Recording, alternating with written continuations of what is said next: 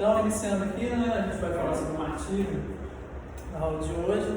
A gente vai começar aqui vendo duas frases que falam muito acerca da mentalidade desse período, né? Falam muito acerca do que é o martírio. Né? A primeira frase é a de Tertuliano de Cartago, que escreveu o seguinte, é uma frase muito conhecida, né? Muitos de nós já devem ter ouvido falar: o sangue dos mártires é a semente da igreja. Né? Ele escreve isso refletindo sobre esse clima de perseguição que se instaurou no Império Romano, né? E o que o Tertuliano percebeu acerca dessas perseguições? Que muito longe delas abafarem a fé ou de amedrontarem os seguidores de Cristo, pelo contrário, essas perseguições elas contribuíram para o crescimento da igreja. Né? O testemunho dessas pessoas que sofreram e foram mortas contribuiu para que outras pessoas vissem naquele exemplo de resistência, de fé, e especialmente de extrema calma diante de situações de torturas terríveis. As pessoas viram que aquilo era um sinal de que aquela fé era verdadeira. Né? Então a gente vê que o Espírito Santo usou desses martírios, usou dessas mortes para converter outras pessoas. Né? Então, quanto mais a igreja era perseguida, mais ela crescia. Né? A segunda frase é de Orígenes. A segunda frase é de Orígenes, que é o seguinte: de uma tentação, ou nós saímos mártires, ou nós saímos idólatras. Né? Esse era o entendimento comum a todos os cristãos nesse período, né? Nesse período de perseguições, de que não havia outra saída. Ou você negava a sua fé, negava a Cristo como seu Senhor, como seu bem mais precioso, e assumia a sua própria vida como seu bem mais precioso, isso diante dessas perseguições, ou você se mantinha firme, né? E aí você entraria como mártir. Né? Então só havia essas duas opções: ou você abdicaria da sua fé, tiraria Cristo do centro da sua vida, ou você se manteria firme e aí você seria morto. Né? Então só havia essas duas opções, e isso estava no entendimento de todos os nossos irmãos naquele período. Então aqui para começar, uma definição aqui do que seria um mártir. Né?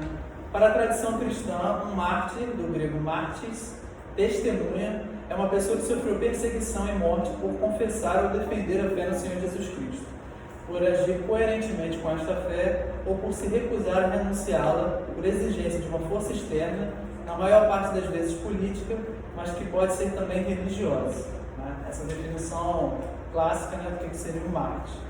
No total, 10 perseguições foram impedidas pelo Estado romano, sendo encerradas em 313 com o Edito de Milão. Depois, posteriormente, a gente vai ver que foi esse Edito de Milão. Né?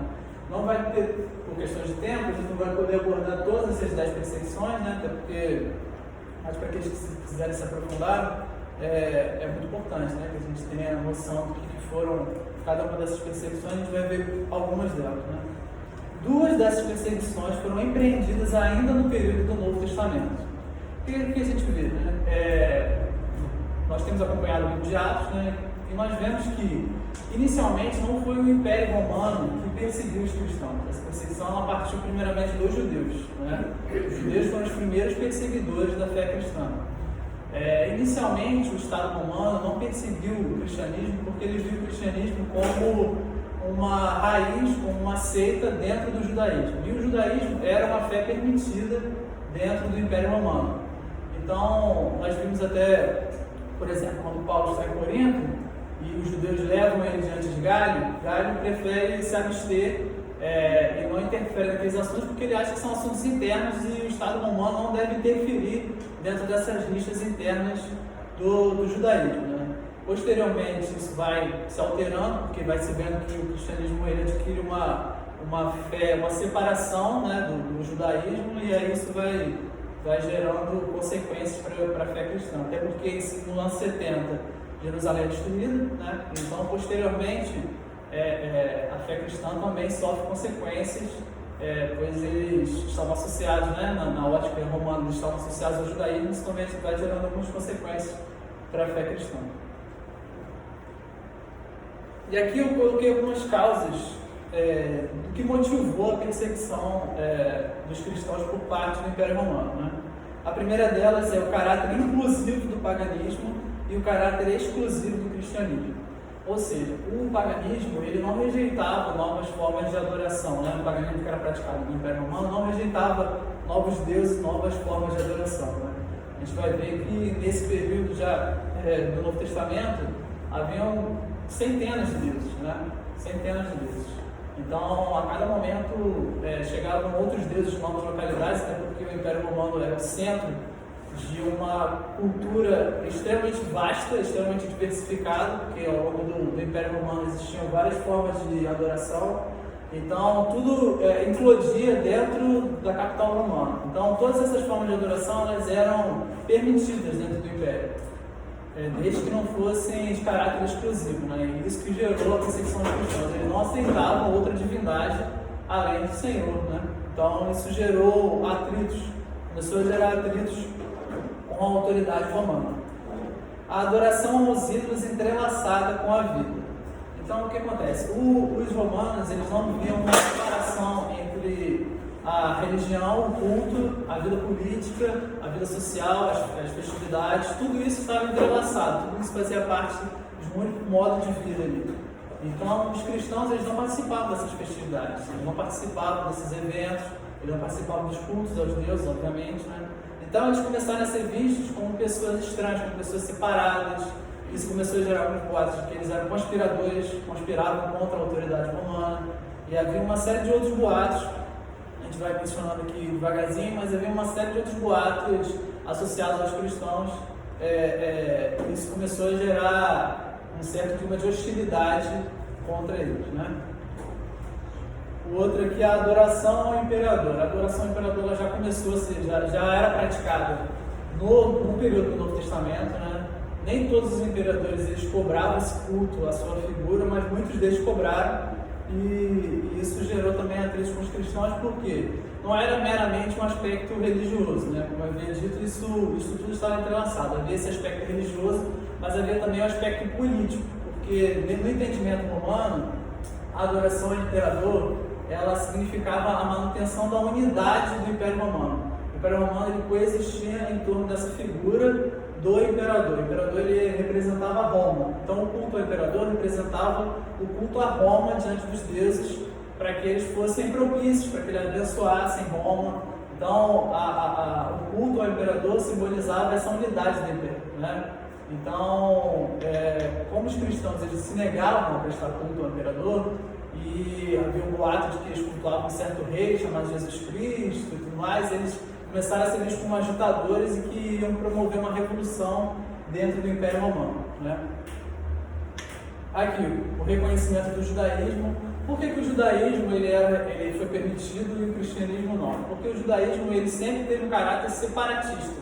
Os judeus eles não se misturavam com os romanos. Os judeus eles não cultuavam os deuses romanos, mas os judeus também não se metiam nas festividades dos deuses. Eles não estavam entremeados dentro da vida romana, eles estavam separados. Os cristãos eles sempre estiveram entremeados em todas as esferas da vida romana, todos os setores romanos, né? Posteriormente, até no exército, haviam muitos cristãos dentro do exército romano, né? O que não acontecia, por exemplo, da parte dos judeus. Os judeus eles sempre tiveram esse caráter separado. Então era como se eles estão ali no canto deles, deixa eles quietos ali, a gente não se mete com eles, não se mete com a gente, tá tudo bem.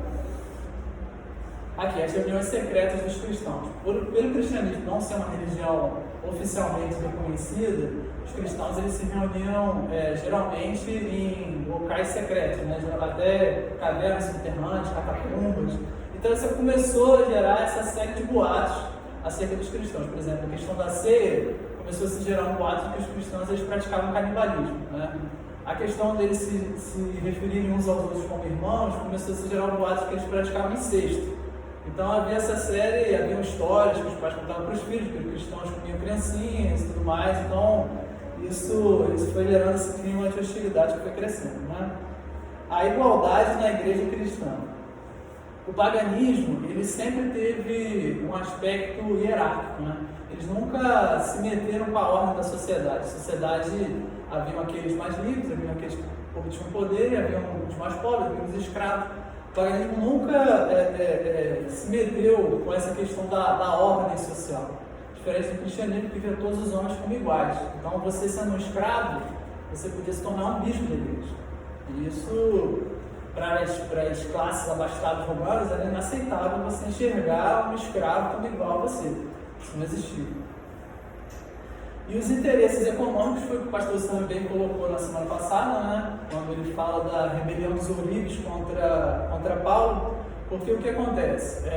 Como eu havia dito, não havia uma religião separada da esfera política e também não havia uma religião separada da esfera econômica, né? Havia todo um sistema econômico em torno desse paganismo que era praticado nesse período. Então havia diversas classes, diversas pessoas que lucravam em torno dessa fé pagã. Tá? Você tinha os ourives, que o pastor Sam colocou na semana passada, aí você tinha também os sacerdotes, você tinha os arquitetos, você tinha aqueles que trabalhavam dentro do templo, você tinha aqueles que vendiam animais para serem sacrificados em prol dos deuses.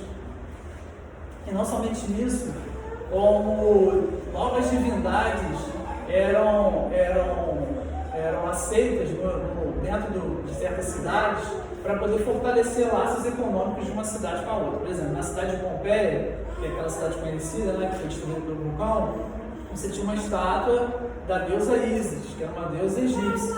Por que eles colocaram a estátua de uma deusa egípcia? A estátua não, o templo de uma deusa egípcia dentro da cidade de Pompeia, porque os mercadores da cidade de Pompeia queriam fortalecer os laços com os mercadores do Egito.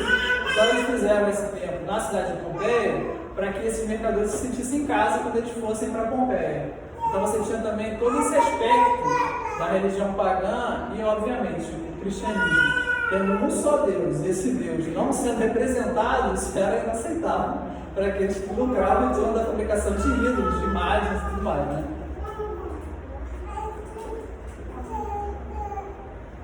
Então aqui, para começar, a primeira perseguição que se tem indício, né, que foi praticada no período do Novo Testamento, é a perseguição por parte de Nero, né, esse imperador que entrou para a história como alguém mentalmente inconstante, tanto insano, né?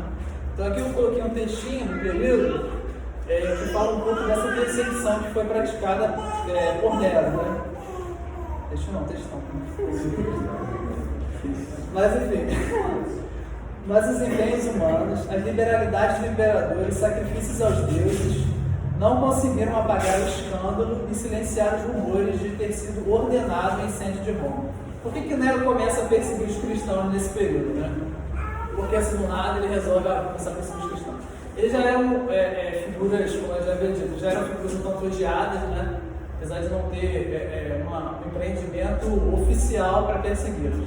Mas o que acontece? No ano de 64, acontece um grande incêndio na capital de Roma, destrói boa parte da cidade romana. Né?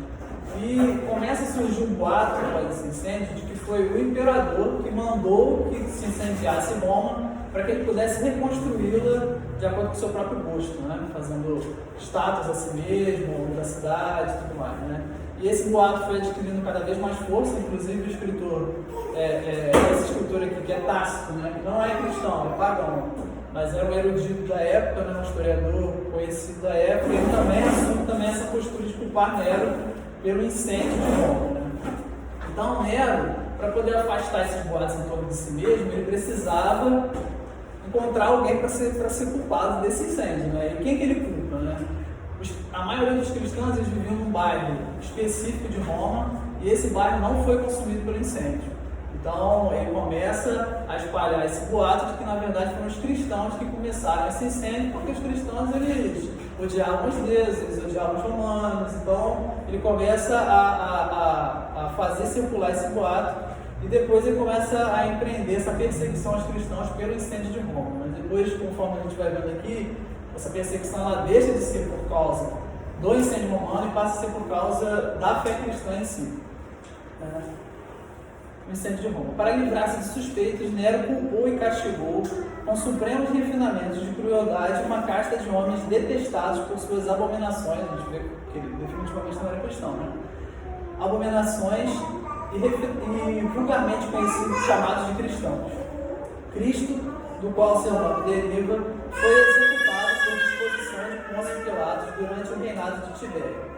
Reprimido durante algum tempo, essa superstição perniciosa voltou a brotar, já não apenas na Judéia, seu berço, mas na própria Roma, receptáculo de tudo quanto sórdido e degradante produz qualquer recanto da terra.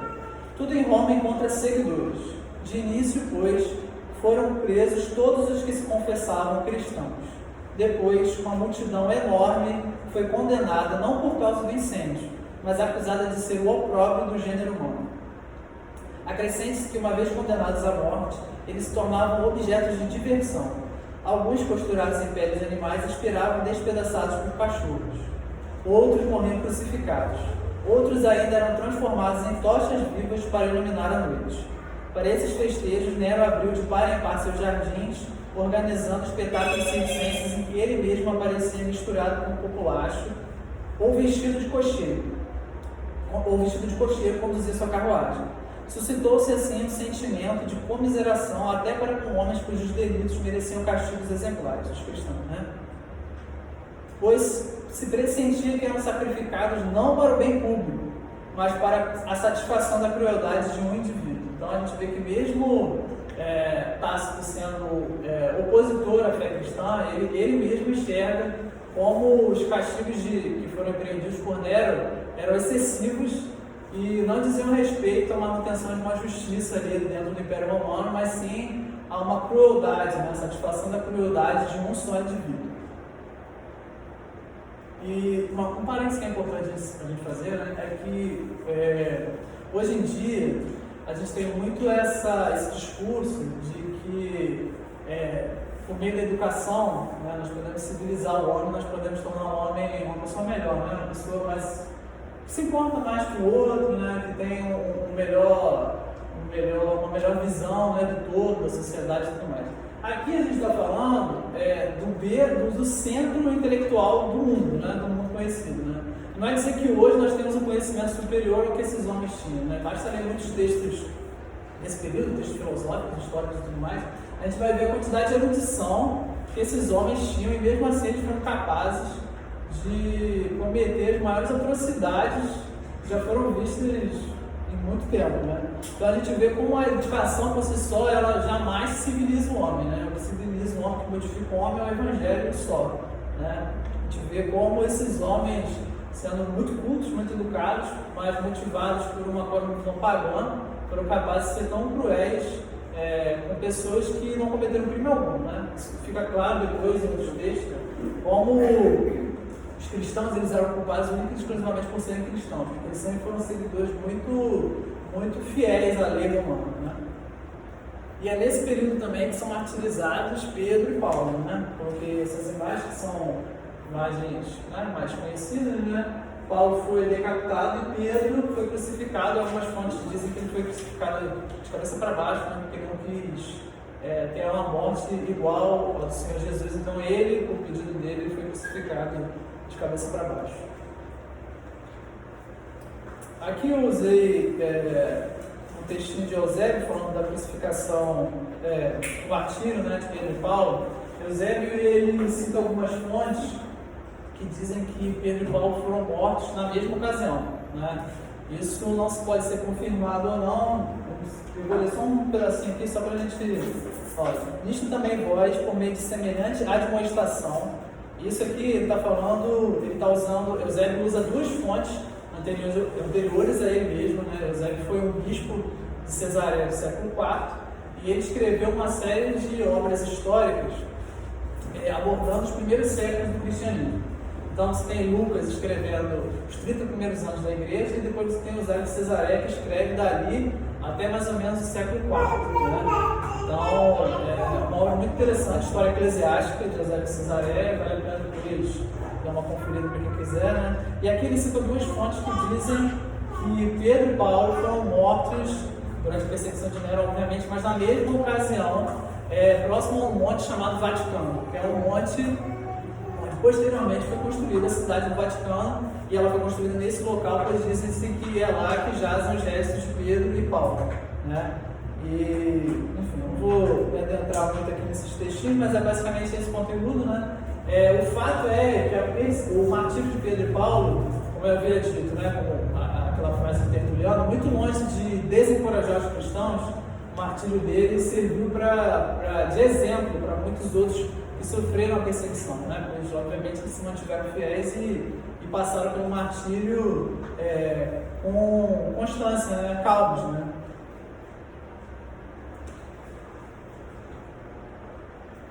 Aí aqui depois de Nero, antes de entrar nessa perseguição do imperador Trajano, houve outra perseguição que também aconteceu no período do Novo Testamento, que foi a perseguição de Domiciano, né? Foi durante essa perseguição de Domiciano que João foi exilado para a ilha de Patmos, e é lá que ele escreve o Apocalipse dentro desse clima da perseguição de Domiciano. Após essa perseguição, todos os apóstolos já foram martirizados, né? João foi o último apóstolo sobrevivente, ele foi mandado para sair de Patmos e foi lá que ele faleceu, né? Mas depois disso, todos os apóstolos já haviam sido mortos, né? E aqui você tem posteriormente a perseguição de Domiciano, você tem a perseguição do imperador Trajano, né? Aí aqui eu coloquei uma correspondência que é interessante pelo fato de ser a primeira menção histórica, né, de como era feito o julgamento dos cristãos, né? Essa correspondência foi feita entre Plínio, que era o governador de uma região específica do Império Romano. Então Plínio, ele assume esse cargo e ele tem sérias dúvidas sobre como julgar os cristãos. Ele nunca tinha visto um julgamento de cristãos. Ele não sabia mais ou menos como proceder, porque os cristãos eles não descumpriam uma lei específica. Então ele não sabia quais eram os critérios que deveriam ser usados, se deveria fazer distinção entre idade, quais eram os métodos, né? Então ele, com essas sérias dúvidas, ele escreve ao imperador, né, Trajano, na época, perguntando como ele deveria proceder, né? Então ele fala: tenho por praxe, Senhor, consultar Vossa Majestade nas questões duvidosas. Quem melhor dirigirá minha incerteza e instruirá minha ignorância? Nunca presenciei nenhum julgamento de cristãos, por isso ignoro as penalidades e investigações costumeiras, bem como as pautas em uso. Tenho muitas dúvidas a respeito de certas questões, tais como: estabelecem-se diferenças e distinções de acordo com a idade? Cabe o mesmo tratamento a enfermos e robustos? Aqueles que se retratam devem ser perdoados? A quem sempre foi cristão compete gratificar quando deixa de ser? Há de punir-se o simples fato de alguém ser cristão, mesmo que inocente de qualquer crime, ou exclusivamente os delitos praticados sob esse nome? Entretanto, esse procedimento que adotei nos casos que me foram submetidos sob acusação de cristianismo. Aos incriminados, pergunto se são cristãos. Na afirmativa, repito a pergunta segunda e terceira vez, ameaçando condená-los à pena capital. Se persistem, condeno-os à morte. Não duvido que seja qual for o crime que confessem, sua pertinácia e obstinação inflexíveis devem ser punidas. Então, aquilo, né? Os cristãos, a maioria se mantinha fiel, né, durante esses julgamentos. Então, essa obstinação, né, porque era muito fácil, na verdade, você escapar do julgamento, né? A maioria dos julgamentos, o magistrado que presidia o julgamento, ele dizia que apenas a pessoa tinha que acender um incenso para César e a pessoa estaria livre, né? Ou então só gritar abaixo os ateus, porque nesse período os cristãos eles eram chamados de ateus, né? Porque como você tem uma quantidade gigantesca de deuses, a pessoa que cultua um único Deus e esse Deus não tem nem representação, ela na verdade não cultua Deus nenhum, né? No entendimento romano, né? Então eles chamavam os cristãos de ateus. Então é só você gritar abaixo os ateus e você sairia impune, né? Infelizmente, nessa mesma carta ele vai narrando que muitas pessoas, obviamente, né? Muitas pessoas acabavam fraquejando e negligenciavam a sua fé, né? Mas é aquilo, né? Isso em todos os períodos históricos há crentes nominais dentro da igreja, né? Que simpatizantes, obviamente, jamais vão aguentar passar por uma perseguição, uma série de torturas tão intensas e acabam negligenciando a sua fé, né? E aqui uma coisa interessante, porque aqui a gente está falando do comecinho do segundo século, né? E ele fala o seguinte no final da carta: creio que o assunto justifica a minha consulta, mormente tendo em vista o grande número de vítimas em perigo. Muita gente de todas as idades e de ambos os sexos corre o risco de ser denunciada e o mal não terá como parar. Essa superstição contagiou não apenas as cidades, mas as aldeias e até as instâncias rurais. Contudo, o mal ainda pode ser contido e vencido. Sem dúvida, os templos que estavam quase desertos são novamente frequentados. Os ritos sagrados há muito negligenciados celebram-se de novo. Vítimas para os sacrifícios estão sendo vendidas por toda parte. Isso é uma coisa interessante porque não se tem muitos dados de práticas de sacrifício humano no Império Romano, mas aqui você tem um indício de que essa prática ainda era feita. Talvez não de forma tão constante, mas ainda havia o sacrifício de pessoas dentro da religião pagã praticada no Império Romano. Vítimas, assim. Ao passo que até recentemente raramente o comprador era encontrado. Esses indícios permitem esperar que legiões de homens sejam suscetíveis de emenda, desde que tenham a oportunidade de se retratar. O que é interessante aqui é você observar como em pouco tempo o cristianismo ele toma um tamanho tão considerável que o paganismo começa a entrar num sério declínio, né? Ele vai falando aqui que os templos estavam quase desertos, não havia mais compradores para as vítimas do sacrifício. Então a gente vê como essa perseguição, ela muito longe de abafar a fé cristã, ela fez com que a fé adquirisse um tamanho tal que a religião pagã começou a entrar em um sério declínio. E aí o que acontece? O imperador Trajano, ele responde ao Plínio, né? E ele diz o seguinte, que o Estado romano não deveria gastar recursos perseguindo os cristãos, né? Mas se houvesse uma denúncia aos cristãos, essa denúncia deveria ser averiguada e então eles deveriam ser julgados, né?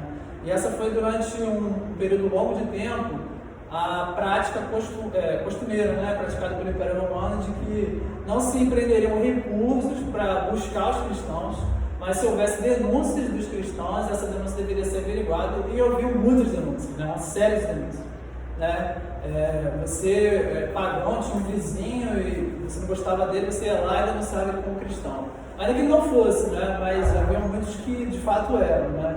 Então, por uma série de pequenas picuinhas, né, e rivalidades, as pessoas iam lá e denunciavam seu vizinho, seu parente, ou qualquer coisa do tipo como cristão. Né? Durante muito tempo, essa foi a prática do Império Romano, e isso muda com a ascensão do imperador Marco Aurélio no poder. Né? Marco Aurélio, aquilo que eu já havia dito, ele é lembrado como talvez o imperador mais inteligente, intelectual de toda a história romana, né? E mesmo assim ele empreendeu uma perseguição muito cruel e bem implacável aos cristãos de maneira bem bárbara. Né? E então essa reflexão que a gente tem que fazer, que na verdade a educação ela jamais civiliza ninguém. Né?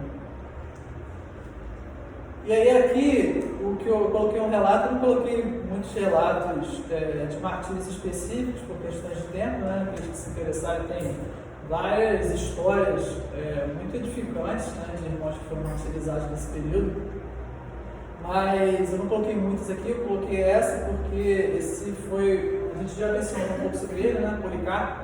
Policarpo era o bispo da igreja de Esmirna, né, e ele era um dos poucos homens ainda vivos que teve um contato direto com os apóstolos. Né. Ele havia sido discípulo do apóstolo João, e acredito que talvez ele tenha conhecido algum outro dos apóstolos também. Então ele tinha um respeito muito grande por parte de todas as igrejas do período, né? E ele acaba sendo martirizado durante essa perseguição empreendida por Marco Aurélio, porque o Império Romano estava numa franca decadência, né? Então começou a se culpar os cristãos por essa decadência, que os deuses na verdade estavam insatisfeitos devido ao aumento da religião cristã. Né? Os deuses não estavam recebendo sacrifícios, então isso era a causa dessa decadência do Império Romano. Né? E aí aqui você tem uma carta que foi, após o martírio de Policarpo, essa carta foi escrita pela igreja de Esmirna, que era a igreja onde Policarpo era bispo, escrita dessa igreja para todas as demais igrejas, narrando a morte de Policarpo. Esse é o primeiro documento histórico sobre o martírio de alguém, né, chamado martirológico. Você houve outros irmãos que foram martirizados antes, mas você não tem detalhes de como se deu esse martírio. Né? Aqui é o primeiro relato de como se deu o martírio de um cristão. Né? Então aqui, essa carta ela começa narrando a perseguição que foi feita a Policarpo. Né?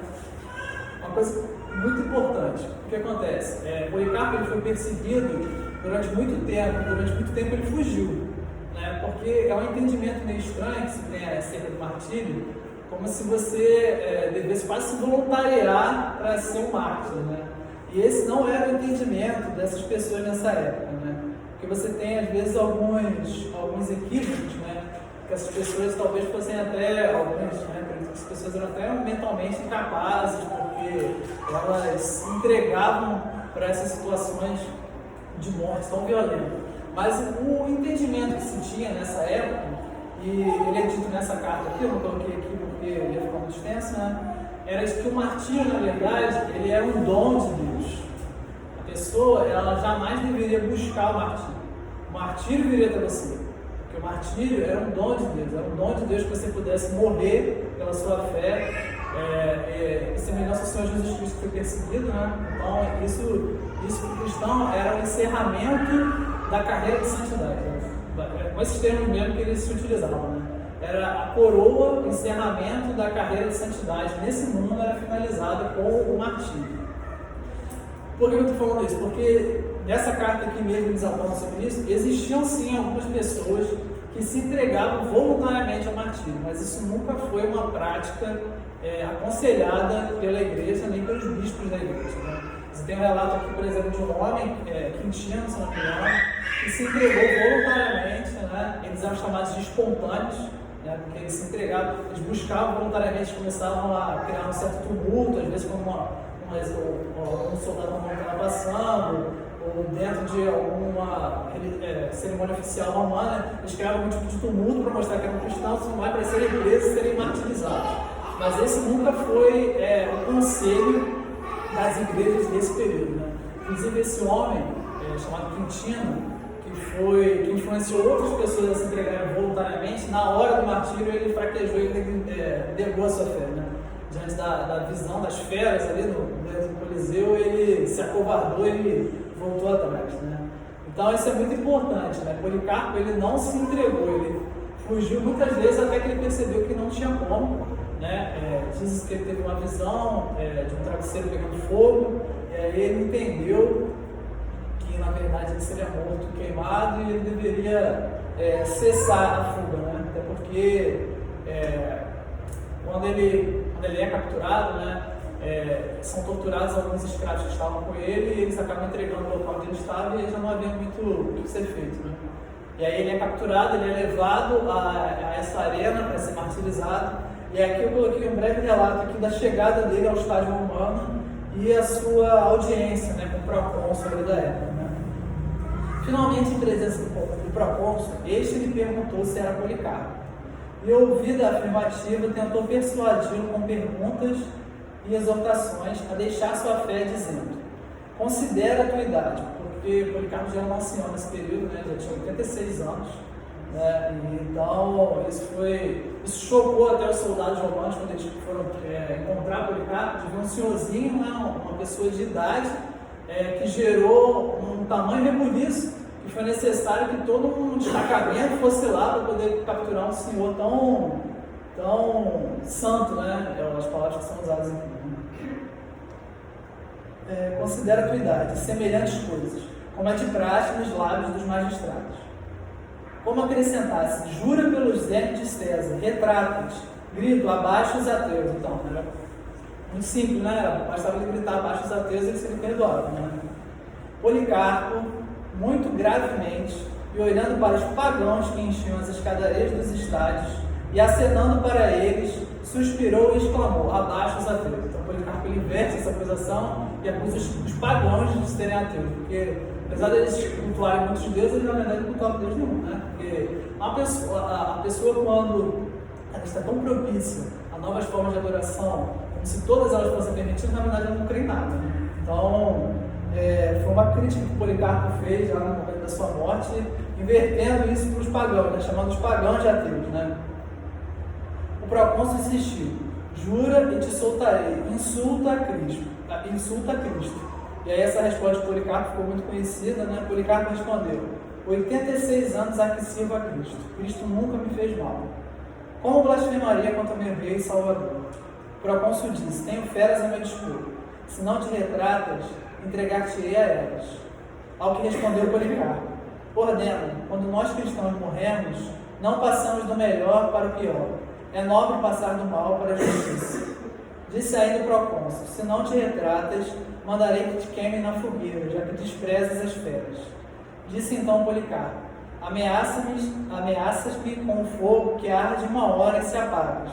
Conheces tu o fogo da justiça vindouro? Sabe tu o castigo que devorará os ímpios? Não demores, sentencia teu arbítrio. Então, é aquilo, né? Quando a gente vê aquela frase de Orígenes, né? Esse era o entendimento comum do período, né? De que não havia outra saída, né? Você passar ali por aquela situação, né? Por aquela situação de morte cruel, era um nada comparado àquilo que você herdaria na eternidade, né? Aquele fogo ali que consumiria ele naquele período não era nada comparado ao fogo que esperava os ímpios, né? O castigo eterno, né? Então, eu não coloquei aqui, mas aí depois de tentar ver que não ia conseguir persuadir Policarpo, o procônsul então manda que ele seja levado à fogueira, né? Então ele é amarrado na fogueira. O que esse relato aqui diz é que o fogo não consumiu Policarpo, ele ficou ardendo ali por horas, o fogo não consumiu, então o soldado teve que ir lá e teve que matá-lo com uma espada, né?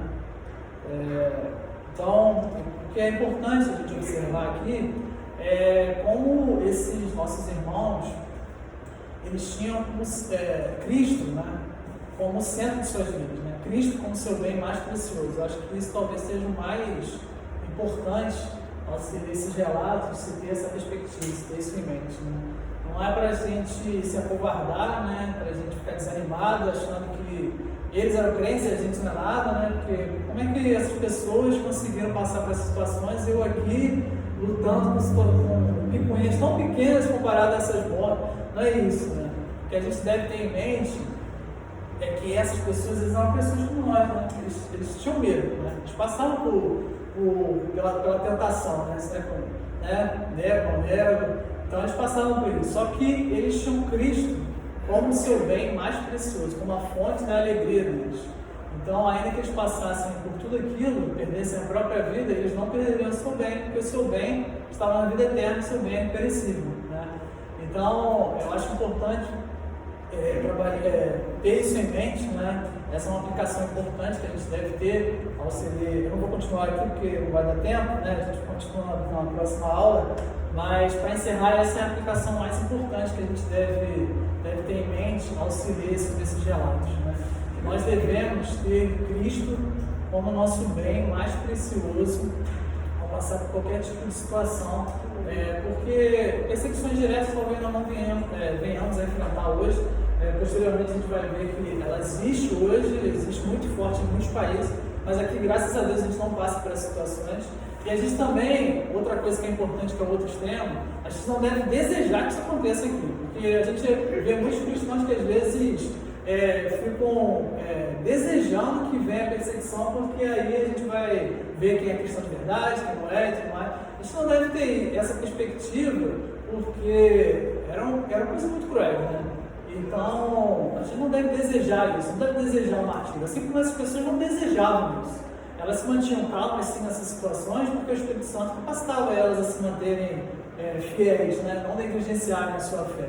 Mas a gente não deve ter isso em mente, até porque a perseguição, muitas vezes, ela, ao longo dos séculos, né? Lógico, o Senhor é soberano, mas ao longo dos séculos, algumas perseguições que foram empreendidas em alguns locais, elas dizimaram a igreja, né? A gente tem, por exemplo, na Ásia, a perseguição de lá, ela matou todos os cristãos naquele período. Então a gente não deve desejar que esse tipo de coisa venha a nós, né? A gente tem que glorificar o Senhor que essa não é uma realidade para a gente, mas a gente também deve se esforçar para cada dia mais morrer para as coisas desse mundo, né? Porque esse é o entendimento, né? De que nós morremos para esse mundo e a nossa vida está além, né? Está em Cristo, né?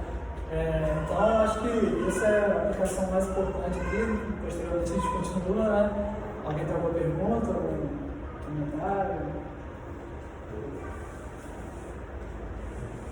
Muito interessante isso aí que você falou sobre a cultura dos romanos, né? Como pessoas cultas. Sim.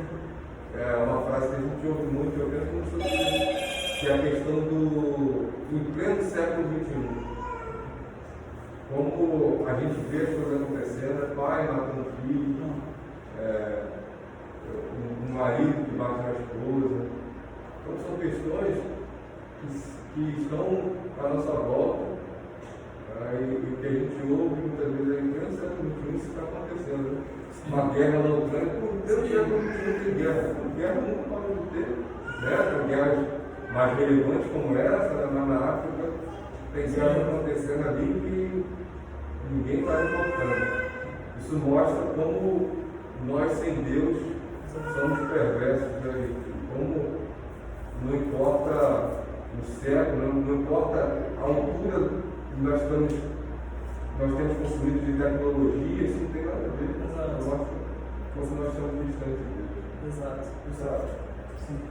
Uma outra coisa que é legal a gente parar para refletir é como que a perseguição no nosso tempo, na nossa sociedade, ela apesar de não haver um martírio físico necessariamente, né, ela vai muito mais para o campo cultural. Então você vê, às vezes, crianças, adolescentes isolando aquele que é crente, você vê na faculdade um massacre asando cristão contra da ideologia. Mas um martírio intelectual, e social, tentando excluir a percepção cristã e tentando inverter os valores como se o cristianismo fosse uma forma retrógrada e racista. A gente tem visto muito a ascensão da liberação do aborto em diversos países, e o cristão, quando ele tem essa visão pró-vida, de impedir que um assassinato aconteça na barriga de uma mulher, agora que eu estou vendo esse tom de verbo, hoje, várias vezes durante a tarde, a gente via a barriga da Jéssica mexendo e a gente parava e ficava assim, caraca, é uma vida, é muito legal, toda hora a gente fala assim, caraca, é uma vida aqui daqui. E aí as pessoas tentam aniquilar essa mentalidade, tentando colocar um valor de que a vontade da mulher é mais importante, já que ela não dela a regra dela. E aí o cristão parece que é ou um retrógrado, ou um ignorante, que não tem conhecimento científico para afirmar suas ideias. Então, o que a gente vê hoje são pessoas que são muito confrontadas para que elas não neguem sua fé diante dos conceitos que são colocados diante dela. Um jovem que ele não deve negar sua fé diante de um grupo de amigos que dizem que tenta se enturmar e ele acaba ser cristão, acaba sendo uma barreira dessa situação.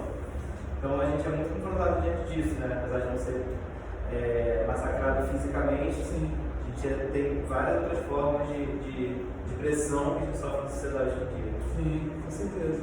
E aí, uma coisa interessante, né, é que a gente tem que se esforçar para influenciar positivamente. Né? A gente não deve ter uma resposta à nossa cultura atual de boicote apenas. Né? Não estou falando que em determinadas situações isso não é legítimo, né?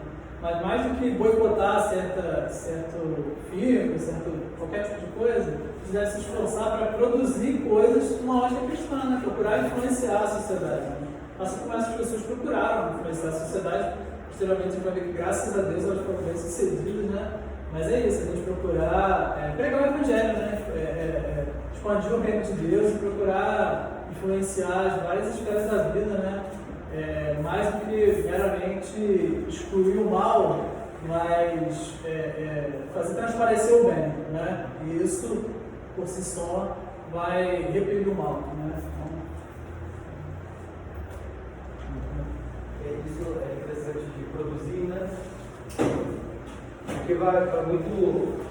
Está tudo limitado na comentário de Jael, a pregação da semana passada. Porque realmente, como o pastor falou na semana passada, quando há uma ascensão, qualquer coisa anticristã, ela vai querer só a parte cristã. pela fé cristã diante de uma ascensão, né, do início, podemos chamar assim, quando ela se acovarda e ela começa a não mais dialogar com a cultura ao seu redor, mas ela fica com medo, e porque ela não tem uma visão profunda, a gente não consegue mais mostrar para o adolescente que a fé é boa, a gente não consegue mostrar que o mundo é o palco de Deus.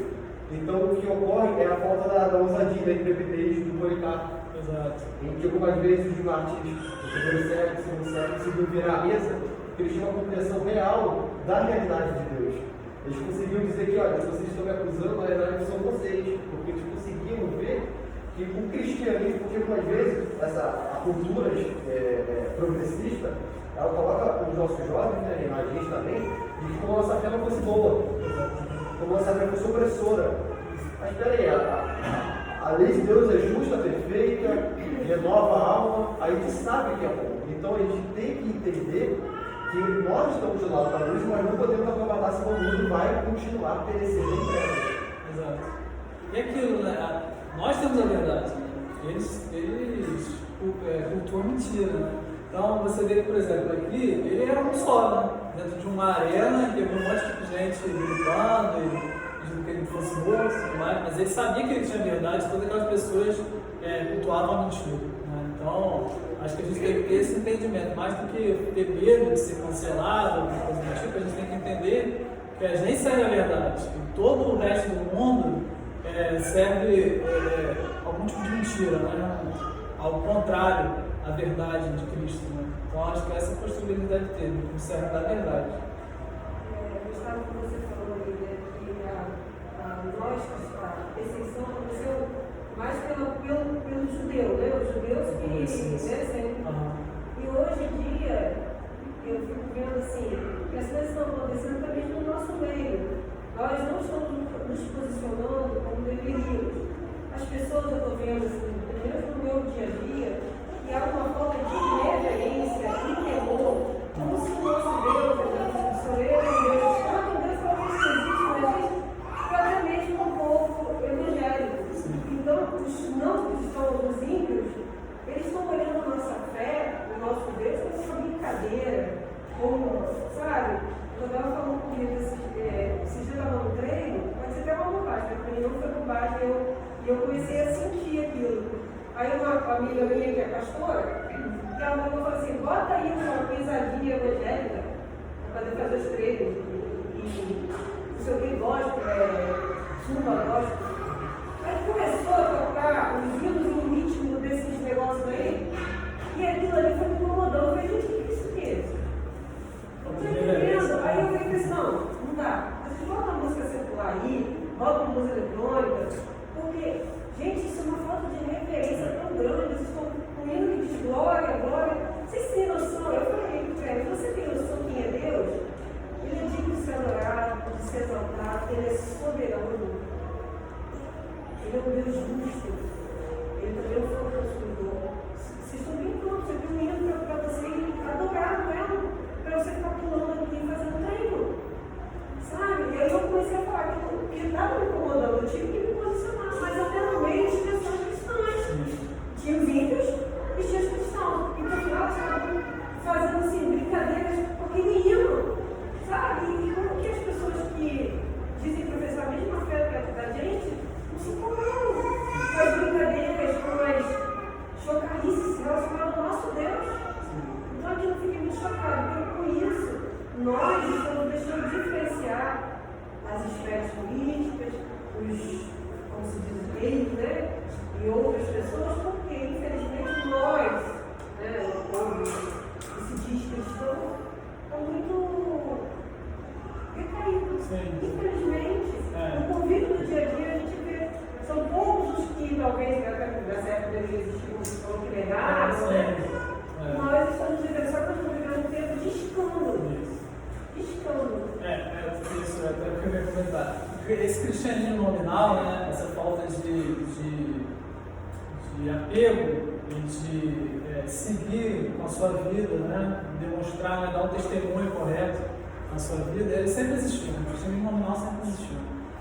Havia muitos e muitos que negavam a fé nesse período e fraquejavam, né? Porque eles eram meros simpatizantes, eles tinham Deus ali, mas eles não eram convertidos de fato. Então, isso sempre existiu, isso sempre existirá. Na verdade, a gente tem que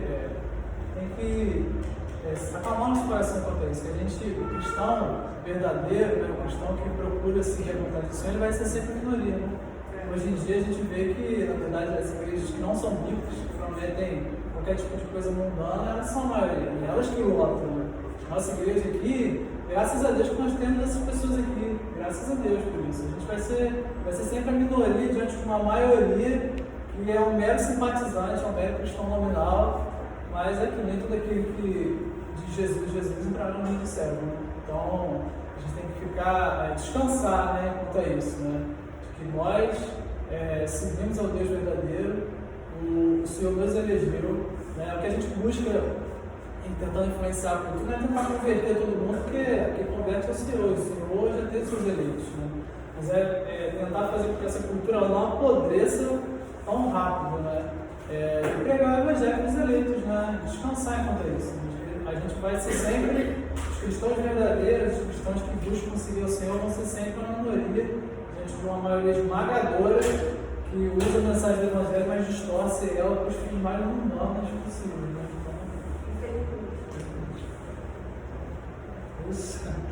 Então vamos. Nossa, tá em cima. Vamos orar então, né?